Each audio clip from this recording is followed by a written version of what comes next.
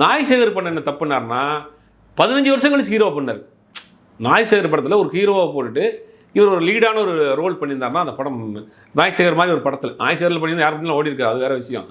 ஆனால் நாய்சேகர் ஒரு ஒரு ஒரு டபுள் ஹீரோ சப்ஜெக்ட்லையோ இல்லை ஒரு வெயிட்டான ஒரு ஹீரோக்கு ஈக்குவலான ஒரு கேரக்டர்லையோ பண்ணியிருந்தாருன்னா அடுத்தடுத்து போயிருக்கும். இவரே சோலோ ஹீரோங்கிறது அன்னைக்கு விம்சேரசன் 23ஆம் புலிகேசி படத்தில் அந்த கேரக்டருக்கு வடிவேலை தவிர வேறு யாரும் பண்ண முடியாது. ஒரு கோமாளியான அரசன் அப்படிங்கிற போது கரெக்டாக ஆப்டானது. ஆனால் அடுத்தடுத்து அதே மாதிரி படம் பண்ண முடியலையே. அடுத்தடுத்து வடிவேல் ஹீரோ பண்ண படங்கள் எதுவும் ஓடலையே. ஏன்னா அப்படி எப்படியாவது ஒரு தடவை தான் அந்த கதை அமையும். பட் என்ன பண்ணாரா, அந்த ரொம்ப லாங் கேப்புக்கு பிறகு திருப்பி ஹீரோவாக பண்ணுறாரு. அவர் பண்ண பெரிய தப்பு நாய்சேகர் படத்தில் ஹீரோவாக பண்ணது. பட் இப்போ அதான் விழுந்து எந்திரிச்சு மேலே ஏறி திருப்பி வந்திருக்கிறாரு. வந்து மாமன்னன் படத்தில் ஒரு பெரிய ஒரு கம்பேக் கொடுத்தா ஒரு பெரிய ஒரு ஆக்டிங் ஒரு இதவே ப்ரெசன்டேஷனே ஒன்று பண்ணார்.